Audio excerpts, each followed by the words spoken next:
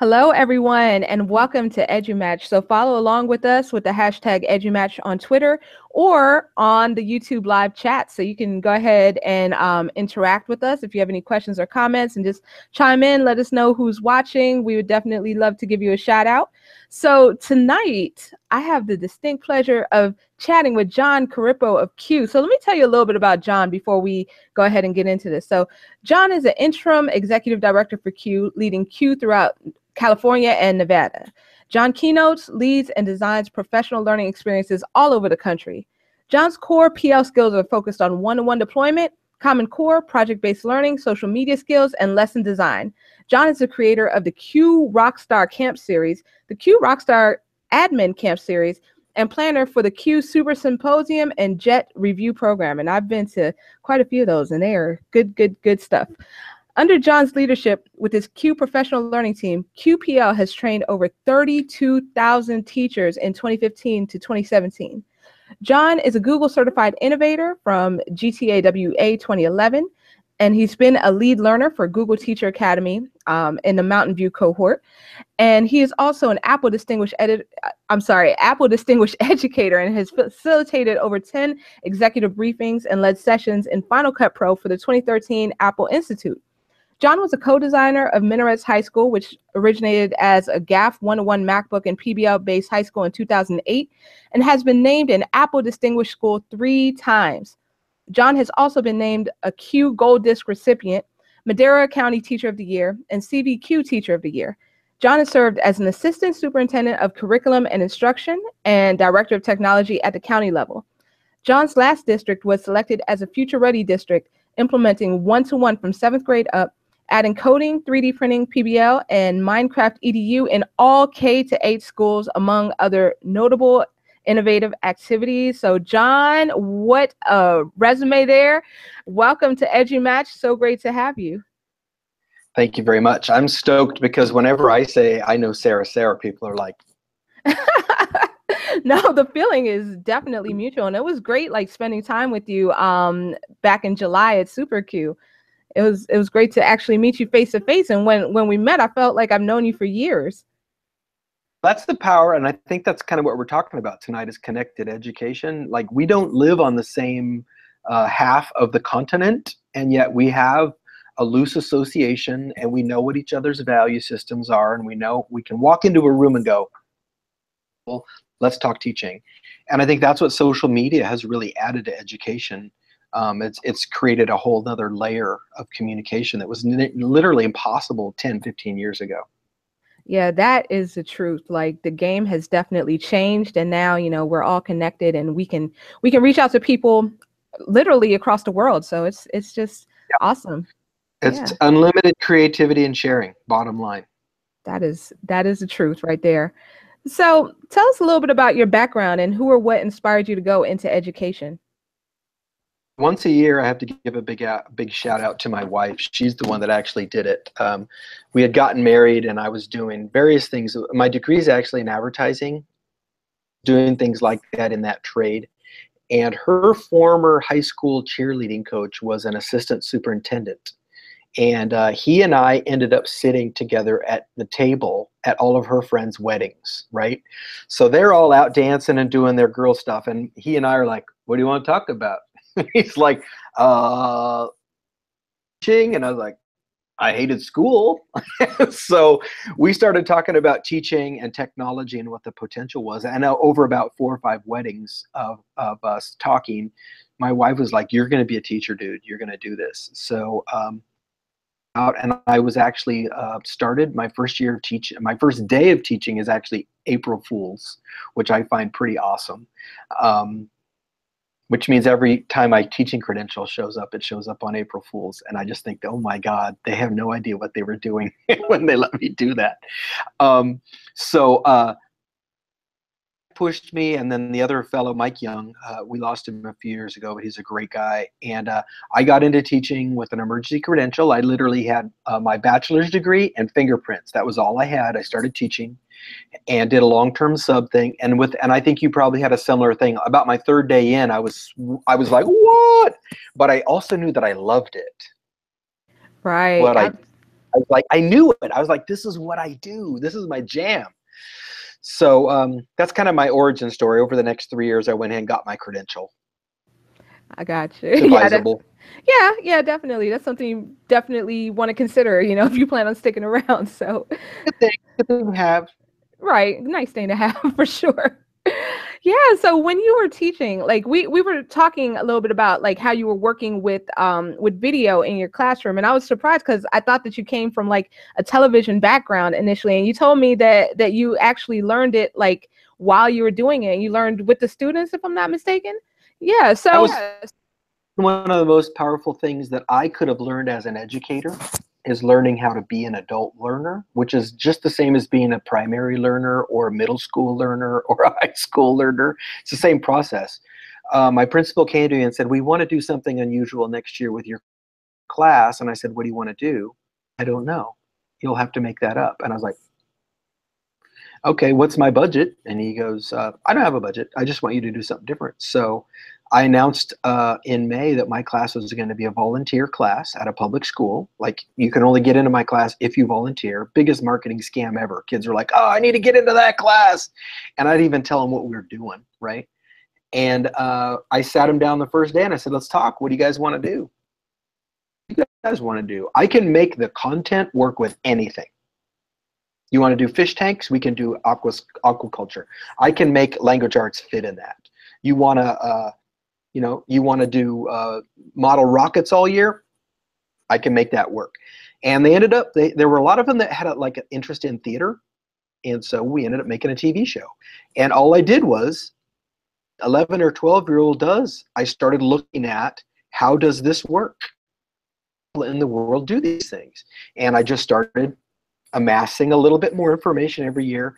And the key was to not be afraid. I never went through a phase where I was like, oh no, I don't know how to make a video. I was like, let's make the videos. And one of the big breakout moments was literally we got that first iMac in and one of my students sat down, 30-second intro that was amazing, like Lincoln Park and all these quick cuts. And I was like, maybe I don't need to teach them. Maybe I just need to tell them to go faster. And that really changed the way that I approached teaching. I realized that we didn't have to spend 3 months learning about Orson Welles and the way he approached film. right. Orson Welles, wherever he is right now, I'm not dissing him, but the concept of cracking the box open and seeing what we could do was way more important than waiting until we had the book smarts. So we literally had a weekly show up and running in 2 weeks. We literally had like a 36-inch TV, a huge glass TV that probably weighed 500 pounds. We would roll it into the cafeteria so that all the kids could watch the show. Teaching from that, which is just open that puppy up and figure it out. Steve Jobs, if you look him up on YouTube, there's a little 40-second clip from him that says, once you figure out that everything in life is made by people that are no smarter than you, and he said, look around. Everything that you see, people who by and large are no smarter than you, they just, and I'm adding now, they have a specialization. They spent time studying the problem. They used pre-existing information to build a thing, right? But Steve Jobs, look at that guy. He never was a coder. Hardware. He knew what he wanted it to look like, and that's all that mattered to him. This is what I want it to look like. You figure out how. And I think there's a lot to be said there for teaching. One more little tie-in if anybody's like, well, oh, Steve Jobs, he was super geeky. A guy named Henry Ford is for, Sarah, what's he famous for? Oh, cars for sure. And the assembly line, right? Ah, yes, that too. Like of all times, could not read blueprints. Not read blueprints. Henry Ford did not make the cars. He told the guys what he wanted it to do. And 3, never got his MBA. So learn from the idea of not being boxed in for having the perfect scenario. So that was a really long answer, but I hope we got where you wanted to go. Oh, totally. Yes. No, that was a perfect answer because it just had like so many gold nuggets in there. So so that's awesome. So when we're thinking of being a lifelong learner and thinking of jumping in, then a lot of times then we learn how to do these things through connecting and through sharing ideas. And you're a huge proponent of this. So what advice? Yeah. So what advice would you have for educators in building their networks? Yeah, well, I'm going to throw some George Kiros at you right now. You know, I love his quote. I believed it, but he codified it and got it down. He basically said, right now, being an unconnected educator is a choice. It is not a requirement. You're saying I actively am not interested in engaging with other teachers who might know more than me about Seesaw or Google Drive or how to do lit circles or STEAM. You're basically saying, nah, I'm going to spend the next 10 years figuring this out all by myself. I don't want anybody to assist me. I think that's a huge concept, because when you start talking about iterative design from a design thinking standpoint, iterative design does not mean that you have your state report. Career, you will adjust it 20 times once per year. Iterative design means you're going to go on Twitter or the internet, hell, Pinterest. You could go to Pinterest and type state report, right? State report plus Pinterest. Look at the cornucopia of what's out there. And then you go, ooh, I'll take 3 of these, 2 of those, 1 of these, and 5 of these, and I'll make my own thing. You don't want that. And you wouldn't want to email the people that built those things and send them back the thing you made and go, look what I did. That is so antithetical to the concept of lifelong learning that I can't stand it, right? So this idea of being connected, it's okay to just be mostly a consumer. I don't think anybody's saying you have to tweet all day. I don't think anybody's saying that. But I think people are saying that you should be connected. My version of what George says is you should really have probably 4 or 5 friends, each either similar grade range to you or similar subject to you. You should have 4 or 5 friends like that that don't live in the same state you do. Again, up until very recently, it would be very common for people to have their 4 teaching buddies from the district and then maybe their college roommate. And that was the end of their teaching chain, right? It was after that, it was the union and people from those other schools and those other crazy districts that are not like us. And that was the end of the line. But nowadays, it's like, to go to #EdChat, just troll through until you find somebody that you think agrees with you and say, I like what you said right there, let's talk. And they'll do it. And I just think that's huge. Now, if you want to hear the numbers behind that, Linda Darling Hammond, who's a pretty famous educator out here, especially out west, she has data that shows that educators don't get really better at delivering their content in such a way that resonates with kids. I'm just saying success in a long way, right? Until you have this educator delivering content, students responding equals success, that doesn't happen until you spend about 40+ hours a year in sustained.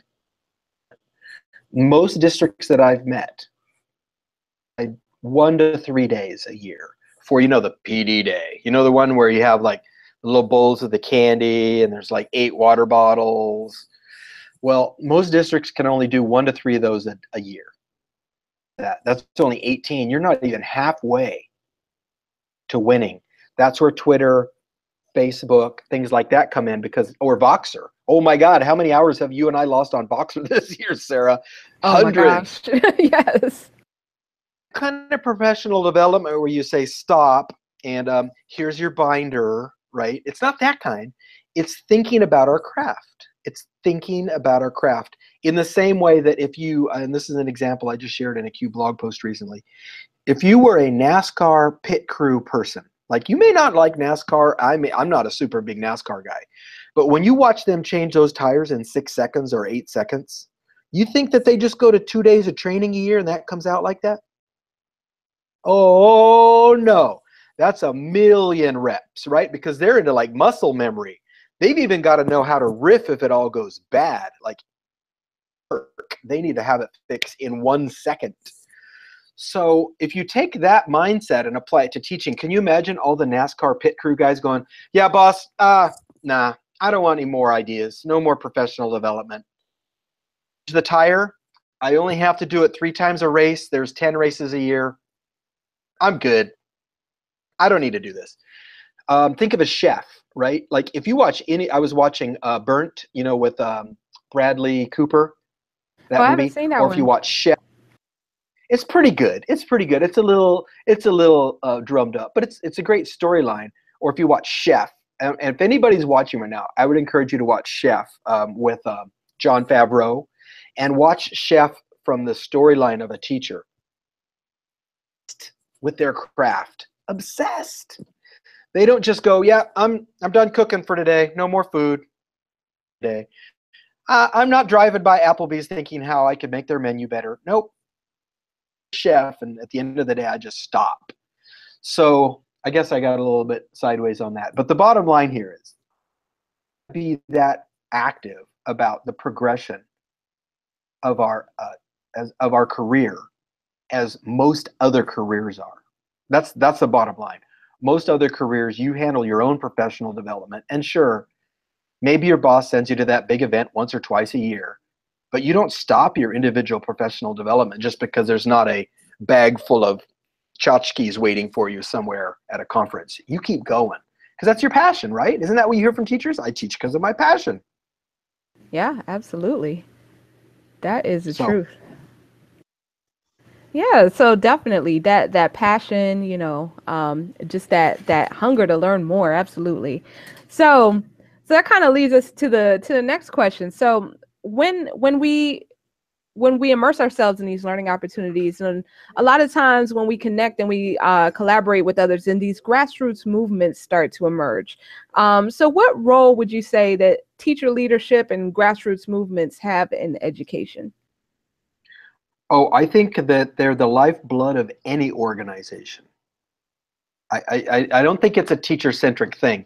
If your listeners or watchers in this case, if they would look up a thing called Moore's Law of Diffusion, and I think we talked about this, there's Yeah. like this bell curve.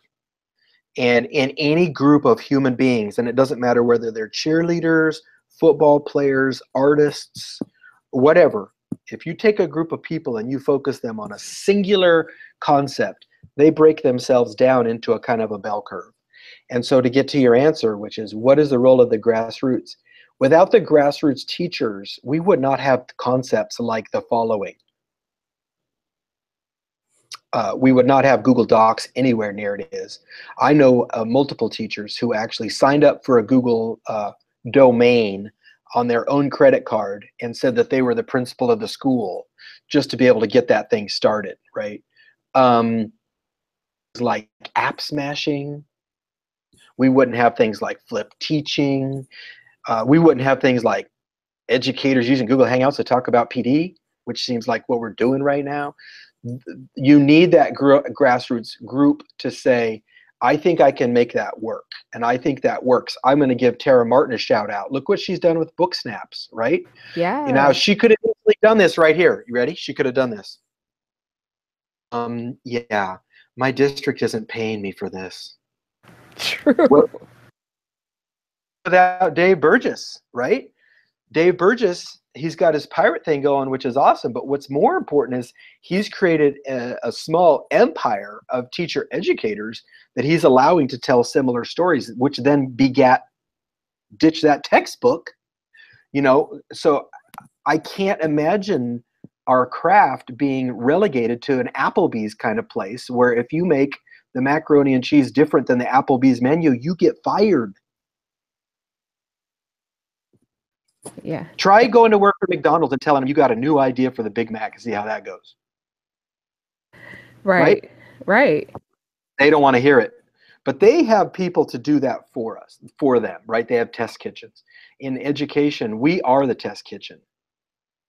Share. And I can't remember who said it, but somebody just basically said the rules are do good stuff, right? That's the rules. Do good stuff, find out what works, and share it. You can't deny the power of that for our educational community. Yeah, that is just so true. So true. So kind of tying together what we were just talking about the grassroots movements and the teacher leadership as well as the connections, then how can educators leverage the power of social media to support these grassroots movements? Well, one of my favorite things I've been seeing is school districts bring up their own hashtags and then encouraging, remember the bell curve, everybody in the middle won't want to do it, right? They won't want, they're too busy or whatever, or they don't get it yet. But this group right here is getting fed. This group right here is going to start doing this thing. Oh my gosh. And they're going to invite people like you and I to join their Twitter chats just to pop in because it gives them a little gravitas and it gives them a little bigger market. That's one of my favorite little tricks I've been seeing. And one of the things we do at Q is we do professional development. And when we come out, we bring a team. But what we also do is take a couple of their local Sarah type characters who are kind of hot rod educators, and we mix them in with us. Because guess what? Those are the people that would be in the back of the room going, dude, I already know this. So offline for the day, we put them right up with us. And then we work with them because we, in a lot of cases, will do a lot more presenting than they do. It's not that we're better by any means. We have more reps. We have a lot of reps. Some of our people are going to do 25, 35 presentations a year. They have very specific things that work. So imagine me, you, and two other people. Name two other educators real quick that you people you like. All right, I'm gonna shout out Rochelle Just random. because yeah, Rochelle Poth because she's watching right now. So shout out to Rochelle, as well as let me scroll through Tia Simmons. Tia Okay, Simmons. so Rochelle and Tia and John and Sarah. We're going to go do a PD 2 months from now for district, right? So what we do is we're going to get on the phone and find two people or three people from their district that are their local Tia, right? Or their local Sarah. And we're going to fold them in and we're going to plan together. We're going to go, hey, let me see your slides 3 weeks before we go. Hey, let me hear how your session's going to go. And we design those together. When we leave, when Tia and Rochelle and you and me leave, guess what happens? Some of those skills stay behind. Those teachers have an elevated skill set that they can keep going and keep pursuing for as long as they want. And I think that's one really unique thing that we do at Q is when we come in, we try not to be the sage on the stage. We try to engage people and share and model so that when we leave, that they can go, oh my gosh, this works so good, I should keep doing it. And then my personal little wrinkle, which a lot of people have been using, and I love that they've been using, is every time I do a session, it comes with free lifetime tech support. That's a done deal. If you tweet me 2 weeks from now and say, John, you were talking about quizzes, can you show me? I will show you. Say, John, that green screen thing, I can't get it to work. Shots. I will make it work. And I think that's a really good idea that we can give people because that emboldens them. That's it's funny. I'll have 700 or 800 people in a room and say free lifetime tech support, and my wife's like, "Oh my God, another weekend."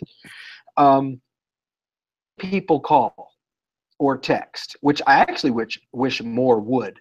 But what's cool is what they're hearing from me is if I'm not afraid to take care of 700 of you, right?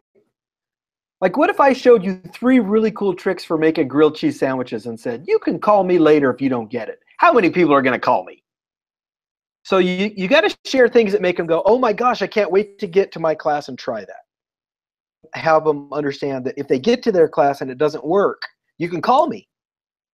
But you know what I get? Way more. I get this way more than help. Seriously, I'll get a week. It's sad how few I get. Please, look what we did today. I get it. Look what we did today. This is cool. What else can I do? More important to me because now those teachers have a sense of,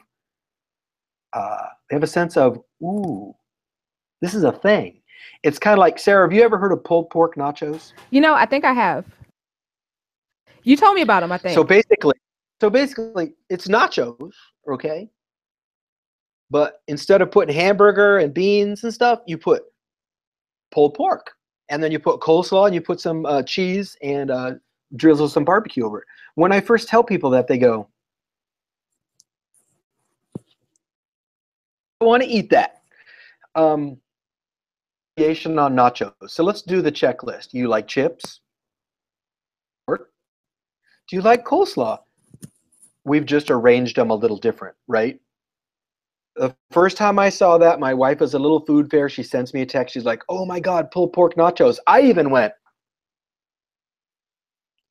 But then she said, no, we're going to make them. So she came home. She made them. And now that's a thing in our house. Like on Sundays, I put in a pork butt in the morning. We shred it in the afternoon, and we have pork nachos. So the idea here is that we need to be doing those kinds of things with our classroom. Just, I used Class Dojo. It's like, I did it this way. My kids did a Word doc. It's, look how they embedded it and made it into a hyperdoc. And then somebody else goes, oh, hyperdocs, they don't even have to be in a doc. And you get that little riffing that goes on with food, right? I got a friend of mine who teaches a cooking class. He's a professional chef. And you know how he does the first night of class, Sarah? Because I think you're going to dig this. Here's how he does the first night of class. These kids have all paid a lot of money to become chefs. So the first night of class, they walk in. There's a big, huge bag of potatoes. And he goes, go. So they're in the kitchen. They start making mashed potatoes. Some have, some haven't. Up on the internet. You got 20 more minutes. Keep going. Okay, let's test all of our mashed potatoes. And he goes, now, I'm going to show you how I make mashed potatoes. And this is how good this guy is. Mashed potatoes. Well, you skin them. You mash them. You put in some sour cream or milk or butter or whatever your extra things are. Half and half is my favorite thing. He goes, you guys aren't doing it right, man. So he gets out his mandolin, the potatoes thin, like almost potato chips. And then he lays them all in the pan and he poaches them.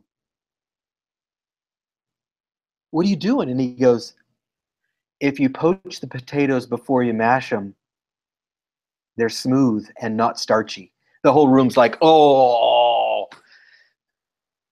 it should be like, right? People should walk in going, hey, I've got this workbook. What else could we do? And people like you and Tia and Rian, and your friend, who's your other friend? Lost her name. Michelle. They need to go like, oh, we don't use workbooks anymore, dude. That's Applebee's teaching. Let me show you how to build a hyperdoc. Let me show you how to Iron Chef it. Let me show you how we use Nearpod. There's 100 ways to do it. But here's how we don't do it. We don't just put potatoes in the pot and then smash them all together. Because there's better ways to do it. So that's kind of a long story, but you see where I'm going with that? Oh, totally, totally. And Rochelle says that we're making her hungry, so. I'll tell her what tri-tip is later. All right, that sounds like a plan. Oh man, but that's a great analogy. So yeah, absolutely. Yeah, and I think it's important to look at it from that 30,000 foot view, because sometimes we only judge teaching against itself, and in a lot of ways it is a unique sport. I said sport on purpose, but in a lot of ways it's not. If you're going to be a professional, you're dedicated to your craft. Do you think those hipster beer guys, you know, the big mustaches, do you think they just go, yeah, I don't want to talk about beer anymore today, I'm burned out? I don't think so. I think they got beer emails going, and I think they're every time they go to 7-Eleven, oh, I've never seen that one. I think that's how it works, and I think we need to give ourselves, as teachers, we need to give ourselves permission to be hipsters like that and say, no, dude, I can't talk right now. I got the perfect lesson plan going. Watch the game without me for a minute. I think that's okay. I think it gets weird if the district expects you to do that as part of your contract. I'm good with that. Like, I wouldn't want the district to tell me, John, I want you thinking about education on the weekend.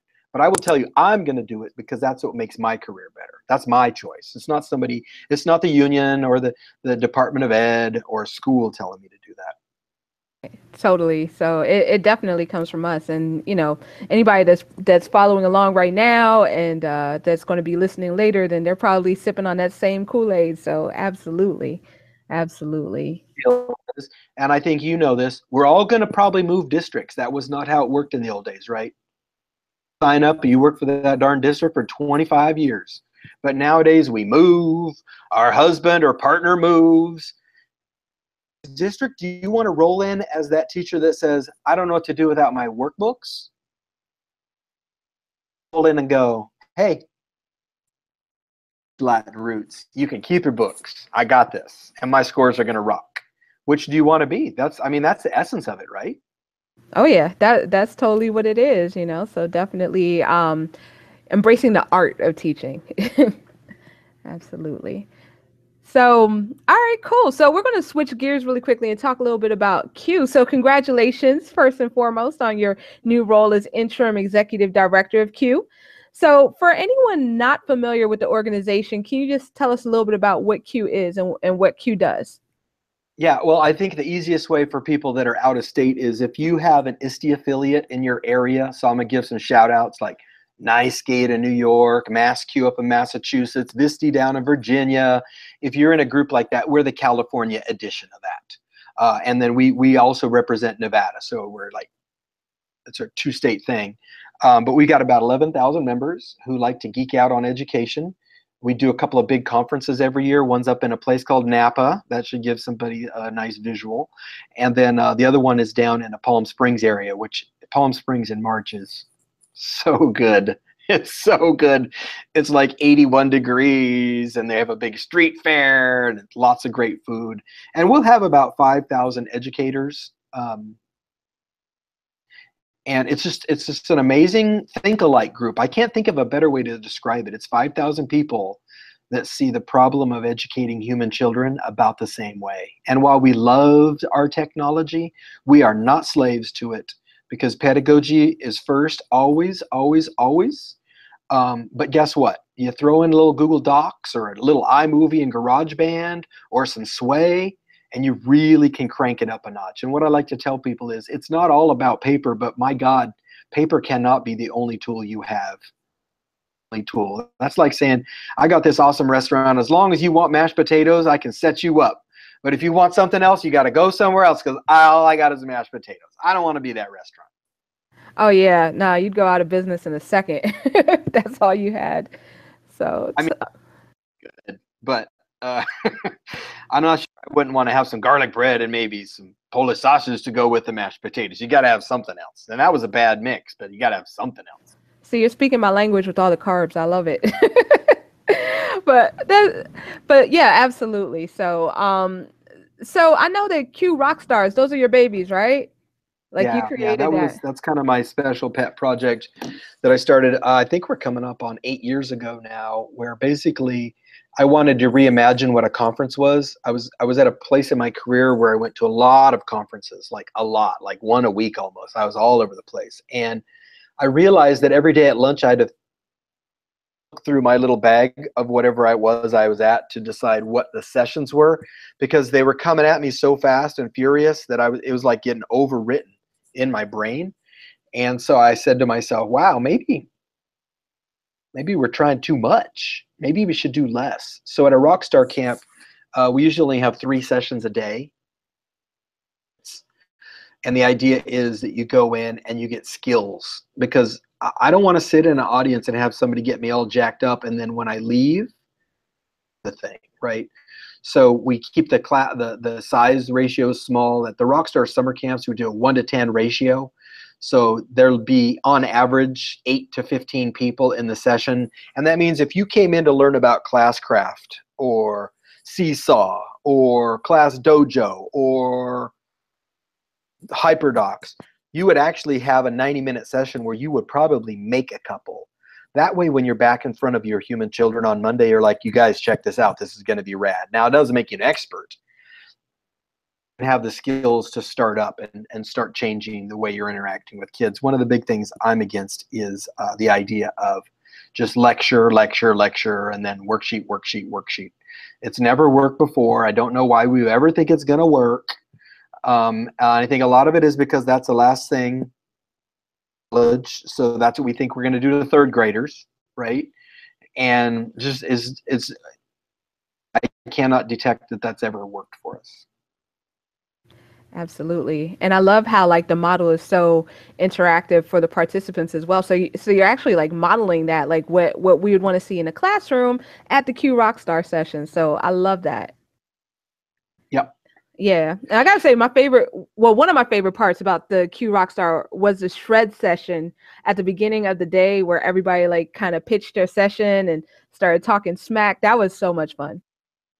Well, it's almost like if folks that are listening know what an Ignite session is, except even shorter and even more intense, and then it leads to a session. So basically, the whole faculty for the Rockstar Camp gets up and they decide locally if they're going to do 1 minute or two. Get 1 minute and one slide to try to attract people to come to their session to be able to say, oh my gosh, that person's hilarious. I don't even teach math, but I have to go to that session because we are soulmates, right? Another big piece of the Rockstar Camps besides the shred sessions, because that gives people a really good way to see what their session is going to be like. The third big part is the social media and the connection. Like if you start tweeting out to the Q Rockstar hashtag, you're going to make some friends. Like people are going to jump in and go like, oh my gosh, let me help you. And that's really a big part of our aesthetic, is helping people to connect with the best on the planet. Yeah, absolutely, absolutely. And I love the fact that the rock stars at Q Rockstar are the participants. That I thought that that was super, super cool. Well, and we really want it to be like, that's another thing, is like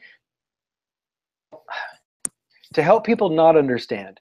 Rockstar isn't like, look at me, I'm Elton John, all you people stay back 80 feet. It's more like, how do we help the attendees become rock stars? That's really what we're going for. Is it's not like us being the rock stars. It's like, how do we help you to be like a rock star teacher? Because the whole goal is to upskill teachers so that we can get more grassroots. See how I just worked that in from earlier? I see that. I see So what the you did idea there. is that if 10 people from a district come to a Rockstar camp, they go back and they're like, okay, guys, I know how this works now. Because I got this one friend and I made this other friend on Twitter and we're going to talk to this person and here's how we're going to do it. So the idea is to create more Rockstar teachers, not just to keep the same 10 going. And to give you an idea of how effective that is, for 228 teachers last year to go out and do trainings for us in other districts. So it's not like it's just the same 10 people going every time. There's new ones coming in all the time. That is super cool. And I love that how like everyone can be, an expert and everyone can be empowered, I should say, to to be a rock star. So I love Yeah. that. I love that. Yeah, because really everybody has, if you're a teacher that's passionate and you're willing, what the kids need, those are the two ingredients I have. I did not say if you're a teacher that's passionate and you're the best lecturer ever, the best workbook ever, or you can make all the kids be quiet while you talk. That's not what I said. I said, if you're a passionate educator, you can be willing, kids need, then everybody can be a rock star teacher. And guess what? Sometimes the rock star teachers are really quiet. One of my favorite friends, John Miller, who has a great Minecraft EDU book out. If you're looking for Minecraft stuff, John Miller, you will never meet, go a long ways to find a quieter person. Dude is engaged with teaching and learning. He's a lion. He's like a whole other person. And then as soon as the session's over, he's just in his jam right then. And I mentioned Dave Burgess earlier. I've been able to be around him a little bit. When he's on stage, he's a different character. When he's off stage, he's incredibly humble, accessible, friendly. Not that he's not on stage, but he's a very much more of an introvert off stage. And so my point of this is, you don't have to necessarily be a loud, outgoing, Robin Williams-esque kind of character to be a good educator. I know a lot of good educators that are really quiet, but they create situations where the kids can really do authentic learning. Teachers are the ones that make the kids the big stars. Absolutely, and that's what it boils down to. Yeah. So tell us a little bit about your vision for Q in the future. What can we expect from you? What can we expect from Q down the line? Would love to hear all about that. I would say, let's think. Biggest things. we're going to keep doing what is our core, which is we have the 2 great conferences where people can meet up. And I think those are critical. But I don't know if you're familiar with the concept of Burning Man. But I want to push the a little bit more in an appropriate way of what happens at conferences. I want it to be closer to the edge in terms of what's possible in terms of creativity, sharing, and in building. I think we can do better. I think they're both mind-blowing events. When people come the first time, they literally walk down the aisle going, why doesn't everybody have to go to this? Why don't they have to go to this? And so I think it's a good thing, but I think we owe it to our kids to see what we can do to maximize that time and really take it to the next level. I think we're going to keep doing a lot of our core stuff, which is like when we talked about the Rockstar Camps and the Black Label Edition. Black Label Rockstar Camp means that we come to your school and put on a private one just for your school. And they can do whatever they want. It could be all STEAM or all lesson design or mix and match. We don't care. We'll keep doing stuff like that. 2 of the big things I think that are coming will be we're going to reorganize. We're doing a quarterly magazine thing right now, a journal called On Cue. I think you might have probably written an article for it at some point. Yeah. What I do is bring that all into a single banner because we've got the blog, events, press, calendar, all these different things. And I think what we're going to do is pull that all into a single. People can find out all these kind of best practices in one place. That's going to be one of the things I think we're going to be working on this year. Another one is I want to start bringing some of our PD online, where folks can get access to some of our really cool products. We got a thing called Launch that helps people get ready for their Google Level 1 exam. Available to districts because it's kind of expensive to bring a person out for 2 days and do all that kind of stuff. So we're playing with the idea of possibly doing that as an online thing that it can help people prep to get ready for their Google certification. And we're working on those for Apple and Microsoft side as well, because sometimes just passing the test isn't good enough.